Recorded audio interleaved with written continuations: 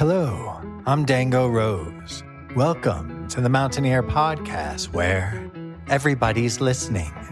The Mountaineer brings you the latest news of the Peak to Peak region, in print, online, through our podcast, social media, and special publications. Now, listen in to the latest news of the area with our local journalists.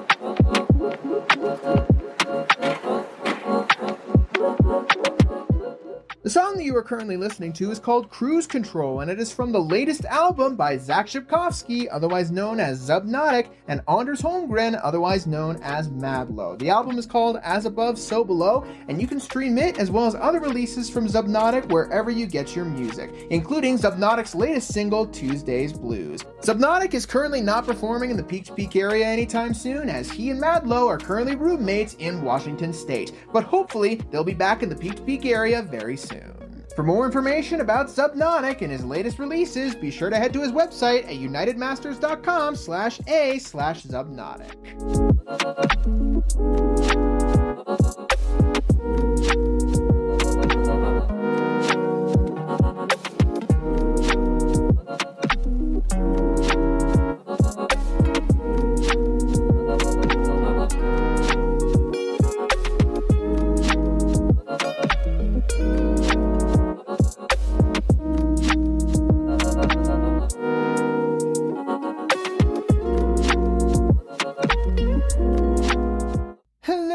Everybody, my name is Jamie Lammers, and welcome to this week's Miscellaneous Monday edition of the Mountaineer Podcast, where we cover various topics from across the Peak to Peak area.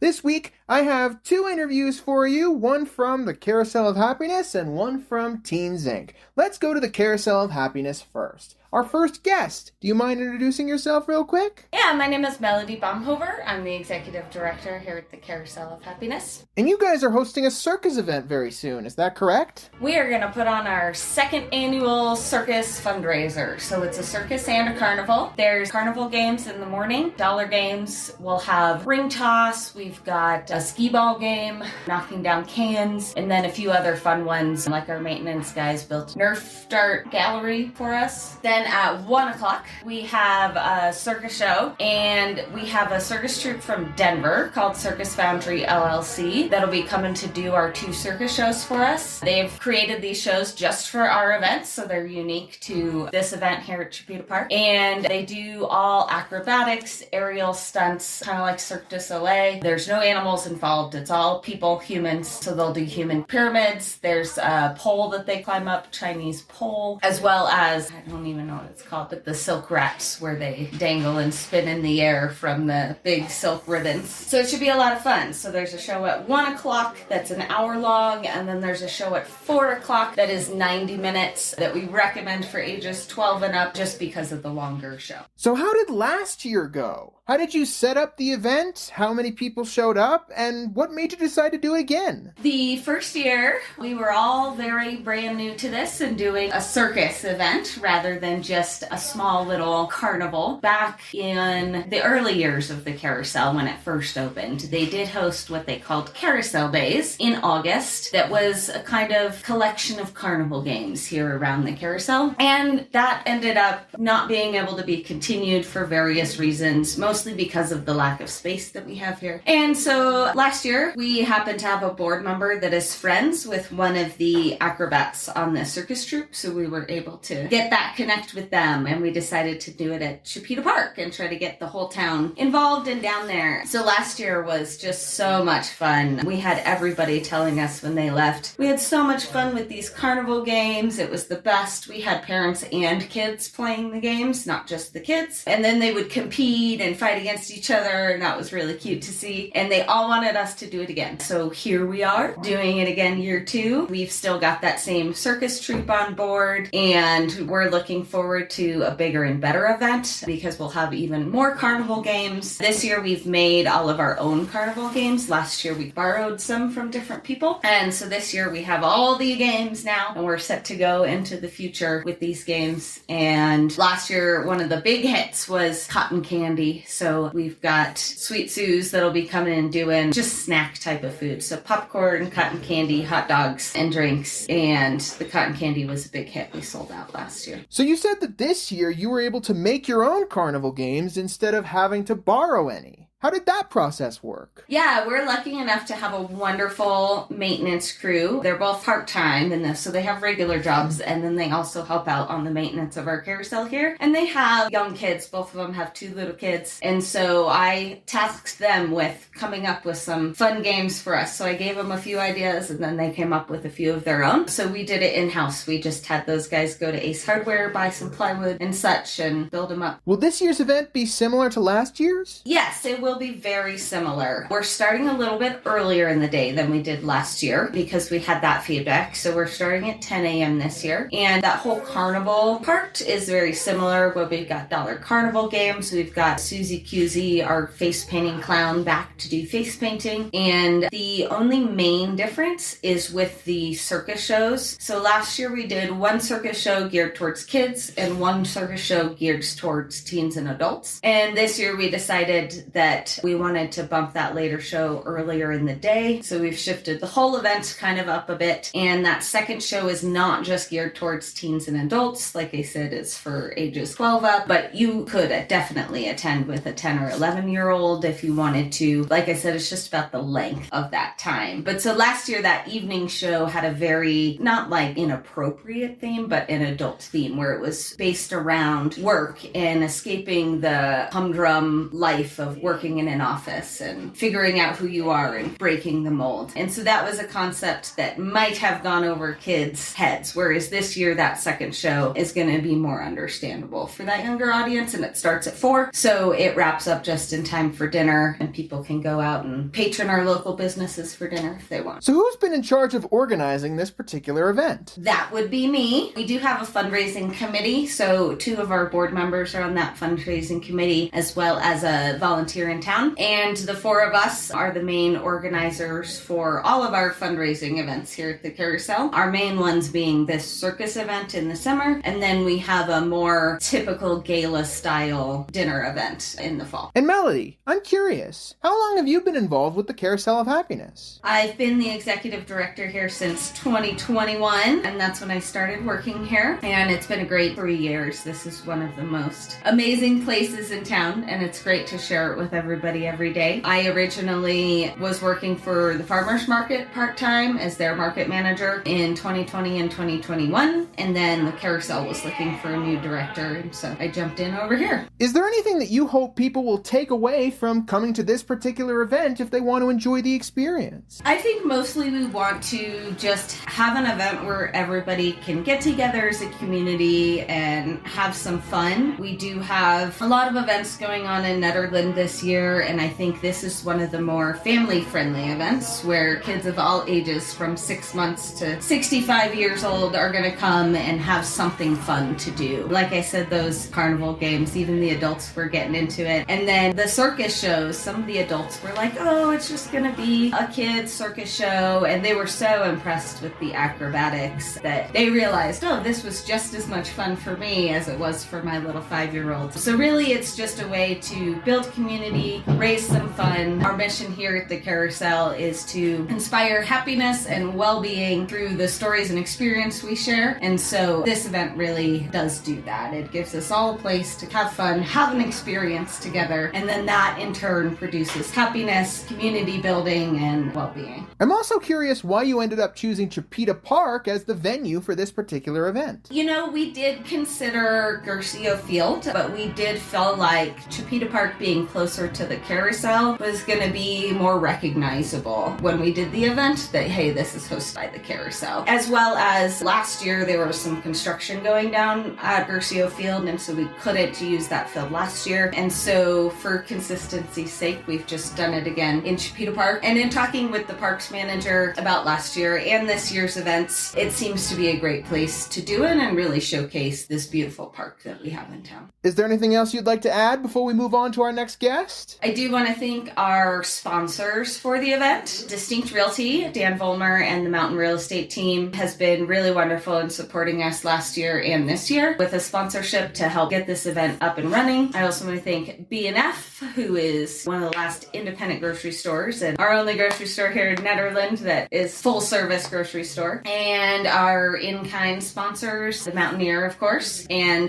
the Boulder County Kids publication. They do a quarterly magazine and then they have a calendar of events. And then our last sponsor is BDAA. That's the accountant firm here in town. They do our payroll and accounting, but they're also great supporters of the Carousel. Thank you so much to Melody for coming on board and joining us for the podcast. Be sure to head to the Circus Foundry at the second annual Summer Circus Fundraiser on Saturday, July 27th, 2024 in Chipeta Park in Nederland. Tickets start at $45 each for a dazzling big top circus and carnival day to benefit the Carousel of Happiness. You can get tickets now at carouselofhappiness.org/circus-fundraiser for carnival games, which start at $1, juggling, festival fair, face painting, stilt walkers, hula hooping, acrobats and aerialists, Chinese pole, and so much more. For a day of festivities and delight for all ages, be sure to head once again to carouselofhappiness.org/circus-fundraiser.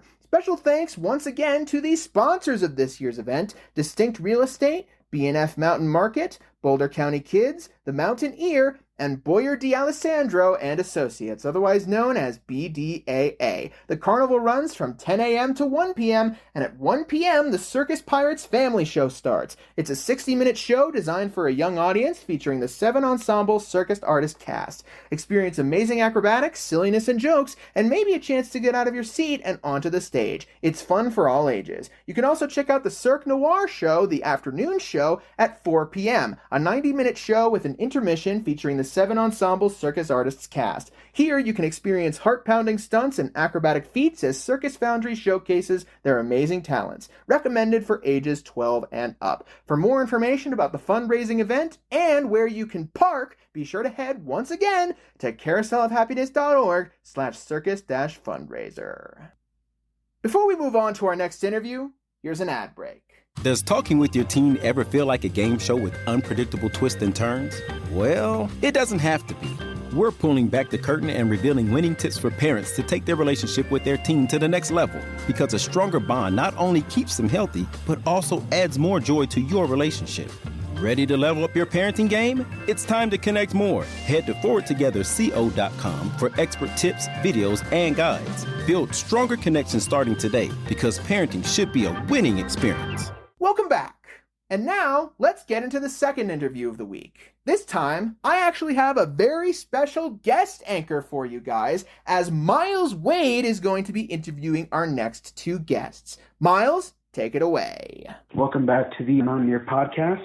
I am here today interviewing Allison Oringer and Matthew Weinberry. And we will be talking about the TeamWorks and Teamed Inc. program. So first question that I'm asking, how did you get into the program? What is that process like? So I started in the program as a crew member. I was just looking for jobs and came across the application and applied. And then during that process, I was interviewed and then I received the job. And then since that point, I have been a crew leader as well. And then a admin assistant was my title at the time. And now I'm the program director.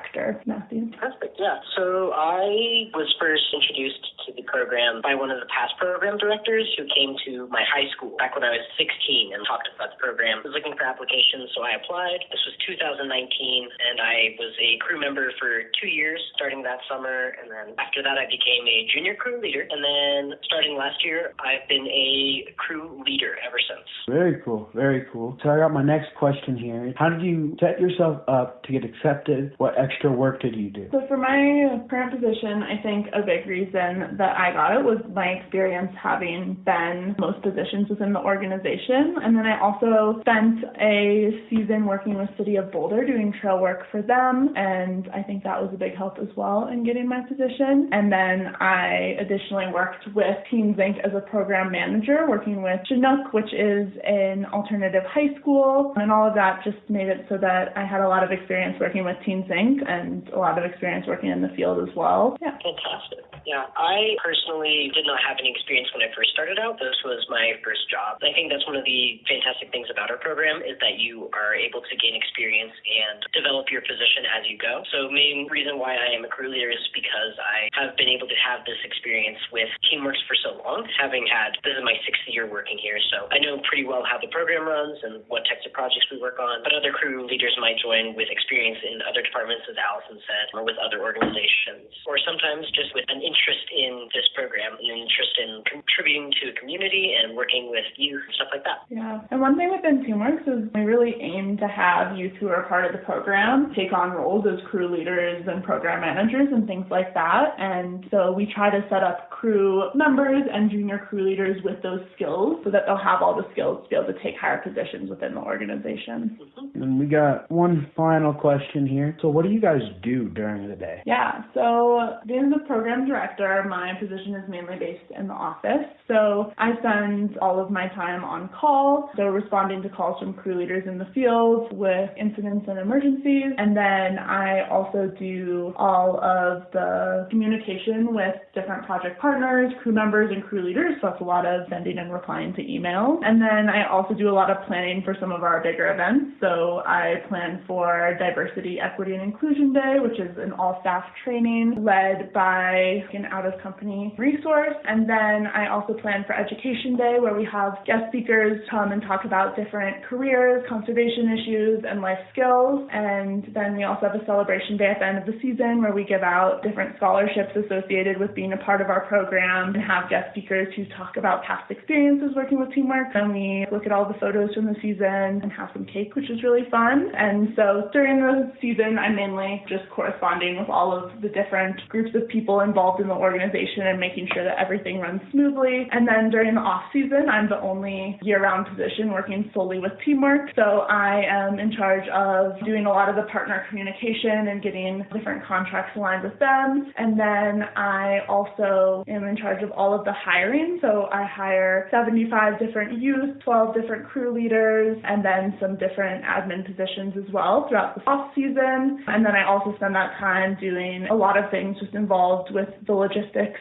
of the season being ready to go in May. Very cool, very cool. Matthew, what do you do during the day? Yeah, so my responsibility is mostly just overseeing the work site with the youth. So at the beginning of the day, I will drive to a meeting spot. We carpool to the work site for the day, and my responsibilities are usually just making sure everyone's following safety procedures, is learning the skills and being able to perform the skills that they need for the various tasks we do, whether that's fire mitigation or trail maintenance and building or noxious weed mitigation or other various projects. We also manage things like our breaks and activities that are designed to help give those youth more experiences and gain a better understanding of both the core tenets of our program and the other goals for what we want to teach them through this program. We're also responsible for communicating with project partners. Anybody who's on the ground asking for us to do the work, we can communicate with them and understand what they want from us for the day, certain things like that. Sometimes the expectations for me and my responsibilities will vary throughout the season from week to week depending on the project, but that's pretty much it. Outside of the season, my main responsibility is just reapply. So I don't do nearly as much as Allison does. Allison carries a lot of the program. But yeah, another responsibility is just that we have a intermediary position called a junior crew leader. That's slowly to gain more leadership experience experience picks up responsibilities that I would otherwise be responsible for. So whether it's that time management or telling people, or directing people on what to do for the day, how to do it, things like that, they eventually start to pick up more and more responsibility throughout the season. And so they can pretty much perform the exact same tasks that I can. As Allison was mentioning, our program is very focused on getting those youth that skill to be able to move up within Teamworks or even outside Teamworks and other conservation jobs. So part of my responsibility is just making sure that people who want that leadership, whether they applied as a junior crew leader or non-junior crew leaders or crew members of the team, have the opportunity to do it, that we offer it to them. Yeah, very cool. And then one final question. Would you recommend this program to youth? Yeah, I definitely would. Teamworks is an awesome opportunity to get to work with people from all over the state. We have crews based out of Denver, Conifer, Nederland, Boulder, Premier's Idaho Springs, and Bailey. So you just get to meet people from all over the state, which is really awesome. And you get to gain skills in leadership and conservation work. And it's also a lot of fun. We do a lot of games and activities. So I would absolutely recommend it. My time as a crew member was really impactful for me. I grew a lot as a leader and in my confidence. And I made a lot of new friends, and it was definitely one of my favorite jobs that I've ever had, and that's why I'm still here. Yeah, I would say a lot of the same. Like I had said earlier, this was my first job. This taught me a lot of valuable skills and a lot about the workforce from a very young age that prepared me both for this job as I continued forward and possible other conservation jobs, but then in other professional working places and settings. It's just prepared me a lot for expectations and understanding both my rights as a worker and what I need to do to excel at a job. But yeah, like Allison was saying, we also get to do a lot of fun activities. So there is that aspect of being able to finish these projects, do tough work throughout the day, have something to do during the summer, and just be able to get your hands into the earth, and that's really nice. But then there's also this aspect of being able to make friends with people, especially a lot of people that you wouldn't otherwise meet because they are from a different city, or you just are often from, in my case, I'm from a very rural area, and it's easy to become isolated. Out here, a kid who doesn't have maybe access to a car or something like that, and just being around the same people our entire lives, it's really nice to be able to meet people from Denver or from other schools around here and to become lifelong friends with them. And then, being able to gain a better understanding of my professional skills and interpersonal skills, being able to identify things that I can improve on through this, and also be able to identify what I'm really good at and where I can best fit on certain teams. But I absolutely would recommend it, especially for youth. I mean, you're going to have a summer off. You might as well get paid to go hike around and lollygag a little bit in the woods. Yeah, well, I appreciate you guys making the time for this interview to happen. I want to thank you for that, and then thank you for also being here today, just helping out with these kids that you work with, and I think it means a great deal to them. So awesome. Thank you so much, Miles, for interviewing us. I really appreciate it. Yeah, thank you so much. That was fantastic. I love when people get to hear about this program. Yeah, of course. Thank you so much to Allison and Matthew for coming on board and joining us for the podcast. And a very special thank you to Miles for conducting this interview in the first place and making it much easier for me, as I didn't have to record as much this particular episode. For more information about the Teens Inc. Teamworks Colorado program, be sure to head to their website at teamworkscolorado.org. Before we sign off for the week, there are a couple more things that I actually wanted to promote and talk about on this particular episode of the podcast, and that is some upcoming events in the Nederland area. The first series of events that I wanted to promote was for the Nederland 150th anniversary. That's right, Nederland was initially established in 1874, 2 years before Colorado even officially became a state. So in 2024, the town is going to be celebrating the 150th anniversary. Nederdays is hosting a whole bunch of events starting on Thursday, August 1st and ending on Sunday, August 4th. On Thursday, August 1st, you can head to the Nederland Mining Museum at 7 p.m. for a talk called Goldie, the Last of the Wild West Cowgirls, hosted by Kay Turnbog. On Friday, August 2nd, be sure to head to the Nederland Presbyterian Church from 5 to 7 p.m. for a community potluck and birthday cake cutting. Kick off the weekend celebration with your community. Bring a dish to share and connect with friends and neighbors. Stick around for the cutting of a cake worthy of Nederland's 150th birthday. Then, from 7 to 9 p.m. at North Jefferson Street near the Steam Shovel lot, be sure to head to the Barn Dance. After the potluck, put on your dancing shoes and dance the night away play with the Sesquicentennial String Band by the Steam Shovel, sponsored by the Peak to Peak Chamber of Commerce. Then, on Saturday, August 3rd, Nederdays will be hosting a smattering of events throughout the course of the day, starting at 8 a.m. and going through 11 a.m. at the Nederland Community Center with a pancake breakfast. From 10 a.m. to 4 p.m. at the Steam Shovel lot, you can head over to the Steam Shovel to see demonstrations of it. Then, from 10 a.m. to 4 p.m. at 2 East 4th Street, the Gillespie House will be hosting tours. From 12 to 12:30 p.m. from Snyder to East Street, you can head over to the Nederland 150 Parade. From 12:30 to 3 p.m., you can head to the Calvary Chapel for hot dogs and watermelon. From 1 to 3 p.m. at East Street, you can head over to celebrate the Ugly Truck Contest. From 1 to 3 p.m. at the Steam Shovel lot, you can head over for some blacksmithing demonstrations. From 1 to 4 p.m., head over to the Nederland Visitor Center for Peak to Peak Radio Club demos. From 1 to 4 p.m. at Nathan Lazarus Skate Park, be sure to head over for the Chalk Art Contest. And finally, from 4 p.m. to 7 p.m., be sure to head to East 1st Street for an outdoor concert brought to you by Time Serve Productions and the Nederland Downtown Development Authority.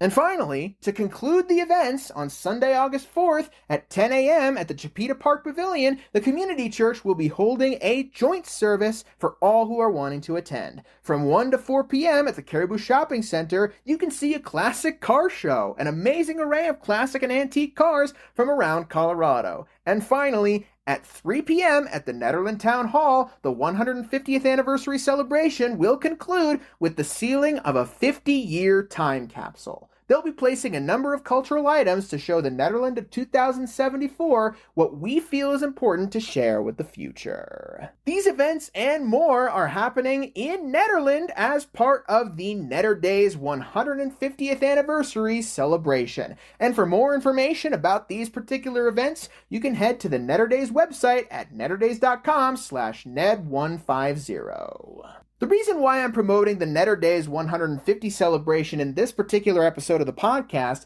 is because I was hoping that I was going to be able to get together some people from throughout the community to make an actual 150th anniversary special of the Mountaineer podcast. Unfortunately, I have not gotten any confirmation from anybody that I've reached out to, so I have an unfortunate feeling that that episode is not going to happen. But I still wanted to promote all of these events because they are still very exciting events. The other event that I wanted to promote that I forgot to promote in the Friday episode of the podcast is that the 4th Friday Art Walk in Nederland is happening again. The second of 4 4th Friday Art Walks that are happening in the year of 2024 on July 26th, 2024. Artists, music, specials, artist demonstrations, snacks, treats for the kids, special vendors, carousel rides, and more will be present at the Caribou Village Shopping Center located at 20 East Lakeview Drive in Nederland. Be sure to head over there starting at around 4 p.m. for some awesome vendors and events. If you want to learn more about which vendors are going to be present at the 4th Friday Art Walk, be sure to head to the Caribou Village Shopping Center Facebook group.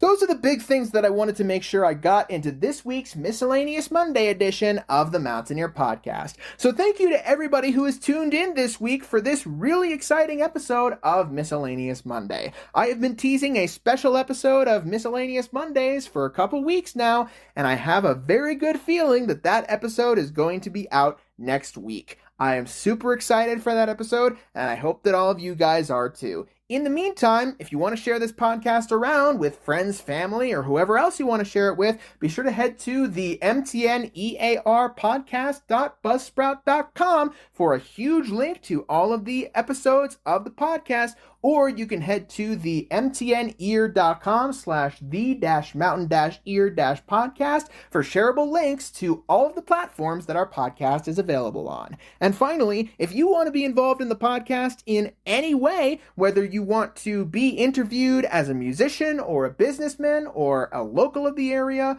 or if you want to conduct an interview yourself, or even if you have advertising that you want to get across to people in the Peak to Peak area, be sure to email me at media@themountaineer.com and we will get that sorted for you. I will see you guys on Wednesday with the next retrospective edition of the Mountaineer Podcast.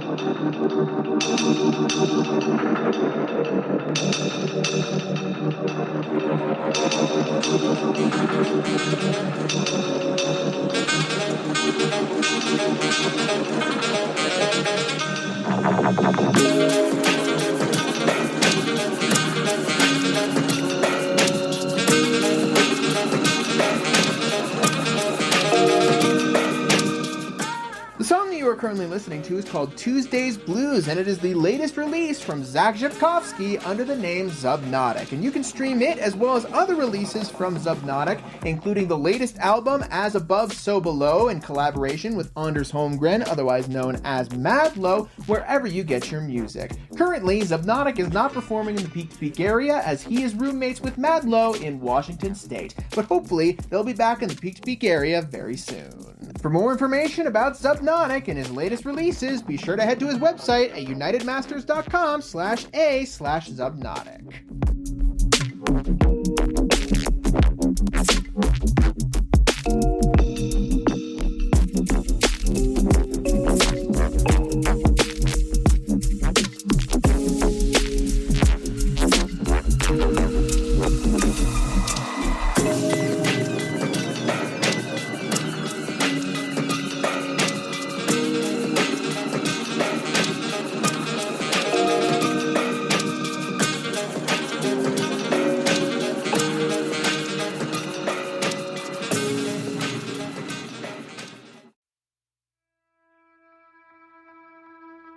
And that's it for our show.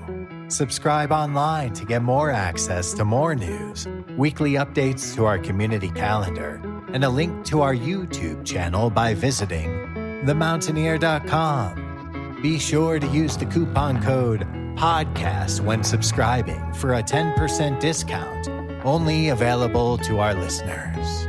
If you are in the local Peak to Peak area, be sure to pick up a print edition of The Mountaineer at a local business. I'm Dango Rose. Thank you for listening.